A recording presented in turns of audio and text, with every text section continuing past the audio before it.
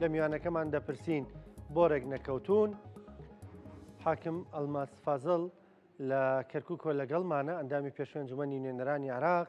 هاتۆ ئەلماس سڵاوت لێ بێم کاتت باش، سپاس دەکەم، سپاس بۆ بەشداریکردنت لەگەڵمان.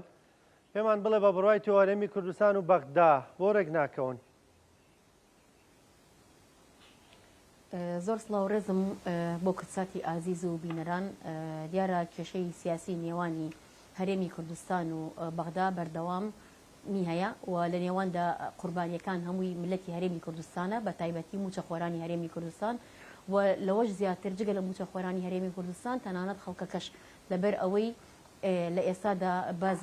بازار و بازرگانی سست بووە، ژیانی ئابووری خەڵک لە دۆخێکی ناخۆشدایە، بەردەوامی گلەی و گازندەکان لە گلەیی دەرچووە، گەیشتۆتە قۆناغێکی ئەوەی کە ناگونجاندنێکی سیاسی هەیە، ئابووری هەیە، ڕێکەوتنەکان شەفافانیە و ئەو ڕێکەوتنانەی کە لە نێوانی هەرێمی کوردستان و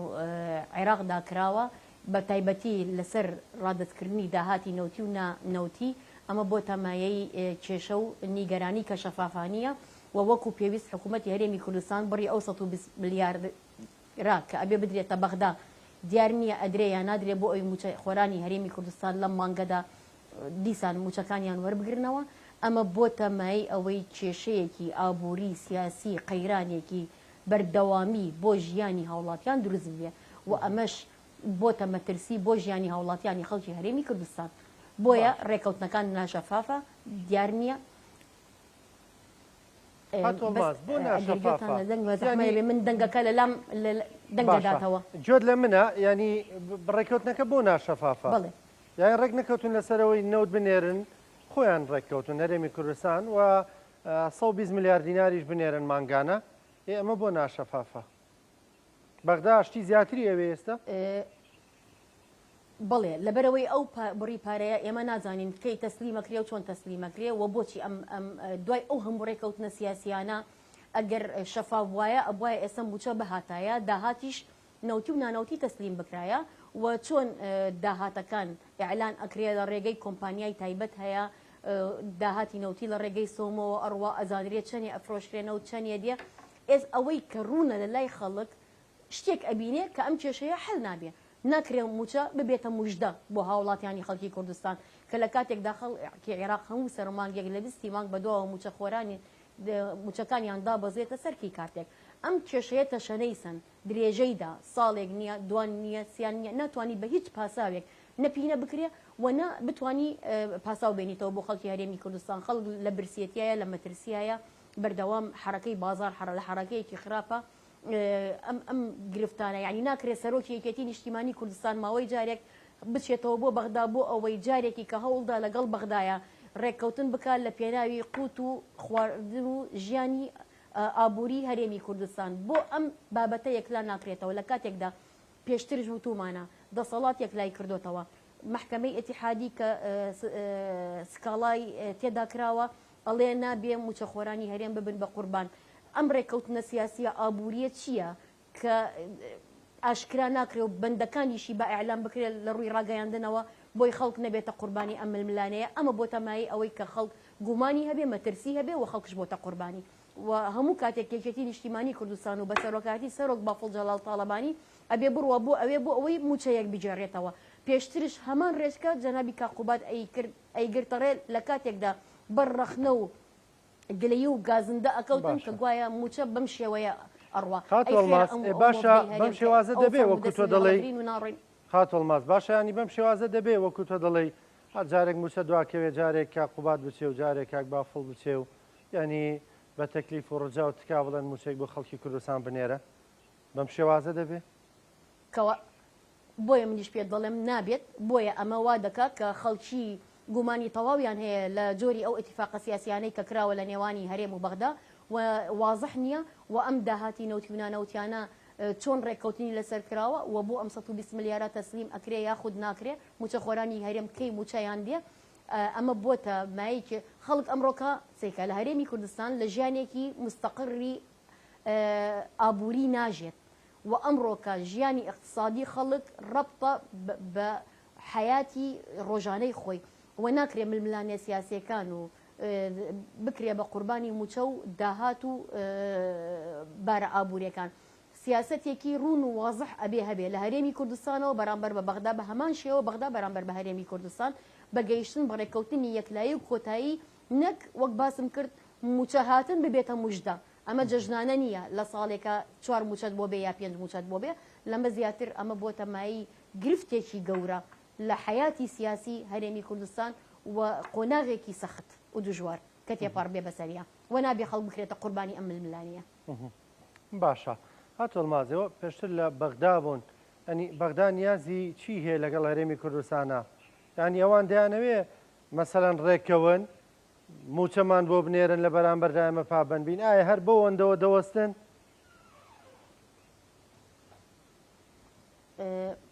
سەبارەت بەو ڕێککەوتانەی کاتی خۆشی کە باسی لێکراوە ئەوان ئەڵێن داهاتی نەوتی و نانەوتی بە شەفافانە تەسلیم بکرێ ئەگەر بە بیرتان بێ کۆمەڵێک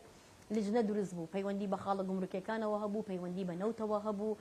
تەنانەت بە شتێکی گەشت باسکەین ئێمە یاسای نەوتوغاز تا ئێستا لە پەرلەمانی عێراق دەرنەچووە بە هۆکاری ململانی سیاسیە ئەویش یەکێ لە گرفتەکانە کە هەتا ئێستا یەکلان نەبووتەوە دەیان یاسا لە دەستوری عێراقدا هاتووە لە مادە سەرەکیەکانی ئەڵێ داهاتی عێراق بە هەرێمی کوردستانی شەومەڵکی هەموو ملەتی عێراقە واتە نابێ هەرێم داهاتەکانی جیا بکاتەوە لە عێراق عێراقش بە هەمان شێوە نابێ لە هەرێمی کوردستانی جیا بکاتەوە وەڵە ڕێگەی ئەنجومەنی پارێزگا و ئیدارەی شارەکانەوە ئەبێ بە ئەتیفاقەوە ڕێکەوتن بکرێت بۆ داهاتە نەوتی و نانەوتیەکانش بۆ ئەمە چارەسەر نابێ بۆ کێشەی گومڕوکەکان یەکلا نابێتەوە بۆ هەتاکەی خەڵک باجی قوربانی ئەم ئەلێرە ناڕوونیەکە دروستە بێ ئەلێرە ناشەفافیەتەکە دروستە بێ و ئەو ئەتیفاقاتانە کاتی خۆی ڕوبەڕوو بۆیە گەیشتە قۆناغی محکەمە و دادگا و سکاڵا لە نێوانی حکوومەتی هەرێمی کوردستان و لە نێوانی حکوومەتی عێراق بۆ ئەوەی خەڵک نەبێتە قوربانی بەڵام ئەوەی کە ئێمە دەیبینین لە ئەرزی واقعە ملت بۆتە قوربانی و باجەکەی ئەداتەوە ئەمە یەکەیەکێتی نیشتیمانی کوردستانی نیگەران کردووە و ئەیەوێت بەردەوام پەیوەندیەکان لەگەڵ بەغدا ببێتە حەڵقەی وەسڵ و چارەسەرکردن چونکە ناکرێت بە توندوتیژی کێشەکان چارەسەر ببێ بە خەڵک ببێتە قوربانی ململانیەکان بەڵکو ئەکرێ بە گفتوگۆ بە ئەتیفاقێکی واضحی شەفاف داهاتی نەوتی و نانەوتی ڕێکەوتن لەسەری بکرێ و موچەخۆرانش بتوانن جارێکی کە ژیانی ئابووری خۆیان بەرنەڕێوە ئەمەیە کە ناڕوونە و کێشەکانی یەکلانە کردوتەوە بۆیە لەسەر جەم سێکتەرە کان کە پەیوەست بە یاسای ئابووریشەوە هەیە کاتێک کە دێتە سەر دانانی موازنە و بودجە و موچە ساڵانە تووشی گرفت ئەبین لە پەرلەمانی عێراقش سەبارەت بەو بابەتە و دانانی پشکی هەرێم ئایا ئەو پشکە چۆنە و چۆن تەوزیع بکرێت تەنانەت لە نێوانی پارێزگاکانیشە ئەگە بەبیرتان بێ زۆر کات ئەتیهامی ئەوە ئەکراکە یەکێتی نیشتیمانی کوردستان باز لەوە ئەکاتن بێنن بودجەی ئیدارەی سلەیمانیمان بدەنێ ئێمە مەبەستمان ئەوە نییە ئیدارەکان یەکلا جیا بکەینەوە نەخێر ملەتی ئێمە لە سلەیمانی و هەولێر و زاخۆ و هەڵەبجە یەک ملەتە باشەوە ئێمە خەمخۆری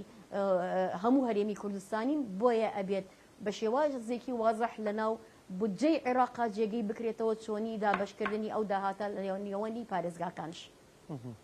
بۆ ینی پێتان وایە غەدرەکرێت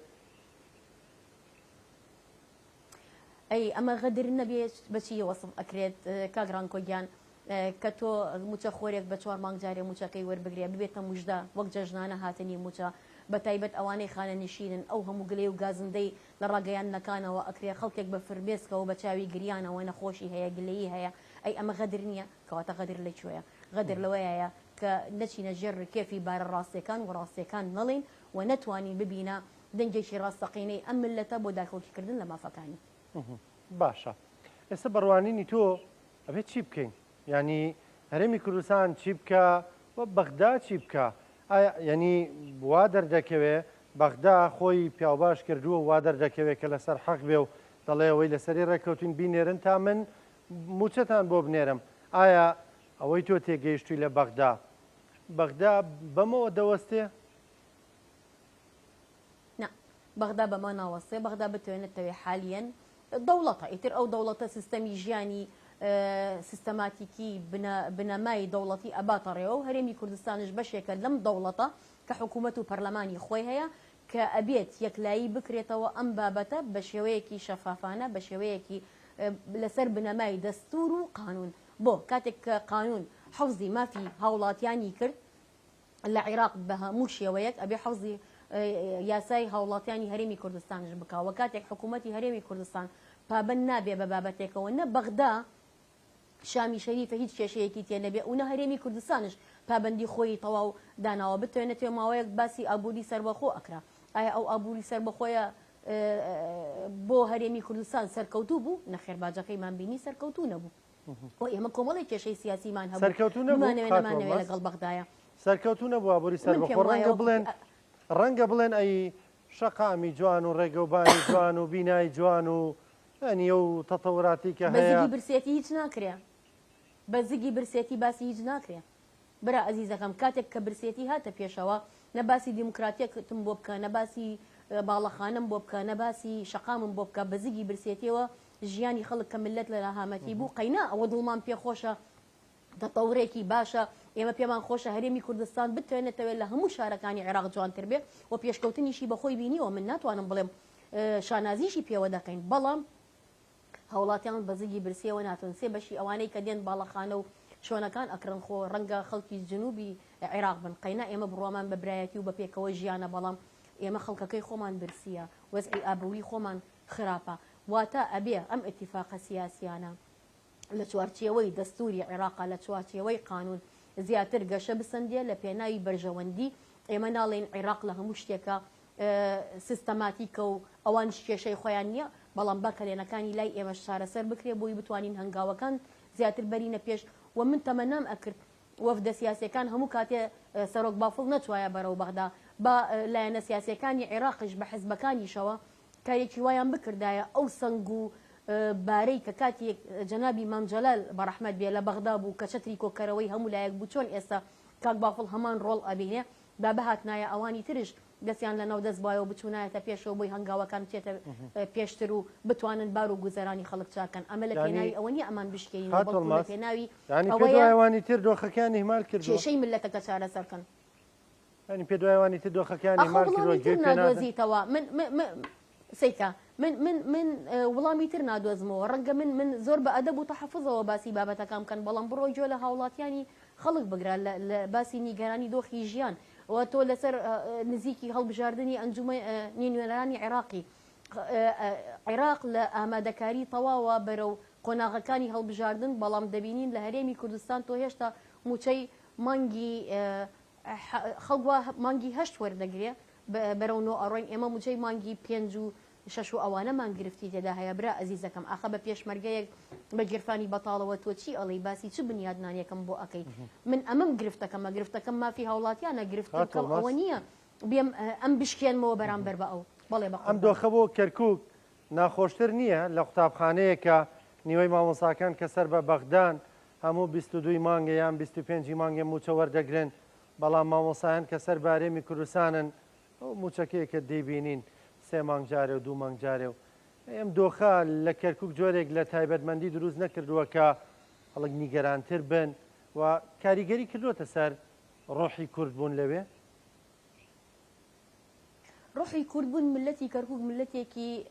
زۆر قارەمانە هەموو کات درک بەو مەترسیانەکە کە بەرامبەر بە شارەکە هەیە بۆیە خۆڕاگرانە ئەمێنێتەوە بەڵام ڕنگدانەوەی بەڵێ ڕنگدانەوەی زۆر بووە و زۆر خراپ بووە بە تایبەتی مامۆستایان پێشەنگی ئەم وڵاتان ئەوان ئێمەیان فێر کرد هەموو ئەم ملەتە پێگەیشتوە لەسەر دەسی ئەوان زۆربەی دکتۆر و مهندس و ئیعلامی و هەموو ئەو کەسانەی کە ئەیبینن پەروەردەی دەستی مامۆستایەکی بەڕێزن لەبری ئەوەی دەستیان ماچکەین و بەدەستیان بگرن فەرم و خێمەکانیان هەڵداوەتەوە و خۆیان ناڕازین چی بەرامبەریان ناکرێتن کە سەری مانگ دێ کاتێک هەردووچی لە یەک قوتابخانە داوام ئەکا لە پەروەردە ئەو 22 مانگ موچەکەی دێ ئەمیش ئەگەڕێتەوە ماڵەوە بە گیرفانی خاڵی نازانێ ڕوو لە چۆبکە و ئەبێ بەردەوامیش بێ لە بەر ڕوحی نەتەوایەتێکی مەکتەبەکان بەجێ ناهێ لە قوتابخانەکان بەجێ ناهێڵێ وەک ئەوەی لە سەنگەر بێ کاکە براجان ساڵێک لەم سەنگەرە 2 ساڵ لەم سەنگەرە 3 ساڵ لەم سەنگەرە بەس نەبوو بۆ برسی ئەەکەی بۆ ماندووی ئەەکەی ئەو پێشەنگی پێشەوەی ملەتەکەتە ئێمە ئەوەی کە ئەمانەوەیە لە حکوومەتی هەرێمی کوردستان کە دڵخۆشین پێتان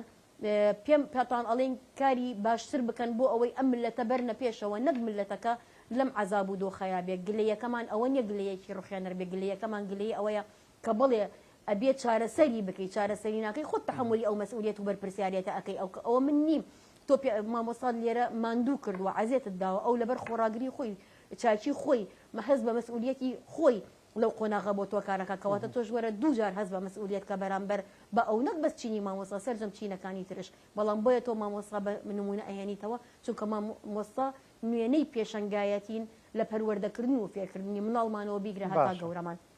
هەمومان قەرزایی مامۆسایانی. باشە هات هەڵماس بە فرسەت ێزام لە کۆتایی دایانی ئەو ساڵێک تێپەڕێ بەسەر دەست بەکاربوونی کاگڕێ بوارتەوا وەک پارێزگاری کەرکووک کووردە کەرکووکیە و نوێنەری یەکێتیشە بەڵام لەوێ یعنی ڕەنگە زۆرم ئەتیبارانەدا نەنێ پارێزگاری هەموو پێکاتەکانە کارەکانی چۆنە یەکێتیانە ناد مامەڵی لەگەڵدا بکەی وەکو کەرکووکیە کە لە کەرکووک دای کارەکانی چۆن دەبینن دوو شت پێڵم کەرکووچیانە شانازی پێ دەکەین کوڕی ئەم شارەیە فەرق لە نێوانی لایەنەکان ناکە پرۆژەکان بۆ سەر جەمگەڕەکەکان ئەباتە ڕێوە بەڵام تایبەتمەندێکی داوە لەو زڵ مستەمەیکەوە لە ساڵانی ڕابردوو لە گەڕەکە کوردیەکان کرا لە گەڕەکەەکانی بارودخانە و فەیلق و دەواازە و هەموو لایەک ئەبینن زۆربەی کۆڵانەکان ئێستا هەڵکەندراون جادەکان شەقامەکان بەخۆیەوە دەبینێت کە جارێکی کە چارەسەر بکرێت بەڵێ یەکێتی نیشتیمانی کوردستان بەڵێنی دابوو کەسێکی کەرکووکی کەسێکی خەڵکی ئەم شارە بکاتە پارێزگاری کەرکووک لە ئەڵبژارنی ئەنجومەنی پارێزگاکانی عێراق و بەڵێنەکەی خۆی سەربەرزانە بردەسەر ئێمە هیوادار بووین لایەنەکانی تریش بە تایبەت لە کورد هاوکار بوونایە لە ئەنجومەنی پارێزگای کەرکووک و ئێستاش نەچوە بچێ بۆی جارێکی کە هەوڵ بدەن کۆبوونەوەکانی ئەنجومەنی پارێزگاش بە یەک دەست و بە یەک تیم بتوانن بیبەنە ڕێوە بۆی نیساب پڕ بکەنەوە و بتوانن زیاتر خزمەت بە دۆخی کوردکەن کوردێک پارێزگاری کەرکووک بێ یاخود کەسانێک تاکڕەوی ئیداری و سیاسیان ئەکرد لەم شارە ئەوەی بەم شارەیان کرد ڕنگ بێ بەقەت حەزی بەعس هەندێکات لەم شارەی نەکرد بێت ئەو لایەنانی کەماوەیە لەمە بەردەسەڵاتیان بەدەست بوو واتە هەرە بێ ئێمە شانازی بە کەرکووکیەکی خۆمانەوە بکەین بە کەسێکی خۆمانەوە بکەین کە لەم شارە جێگەی پەنجەی دیارەکە ئێستا لە سەر جەمگەڕەکەەکانی شاری کەرکووک بە تایبەت کوردیەکان حاکم ئەڵفاس فازڵ ئەندامی پێشێن جوێنی نێرانی عێراق سپاس دەکەم سپاس بە بەشداریکردن لەگەڵمان سپاس بۆ ڕوونکردنەوەکانت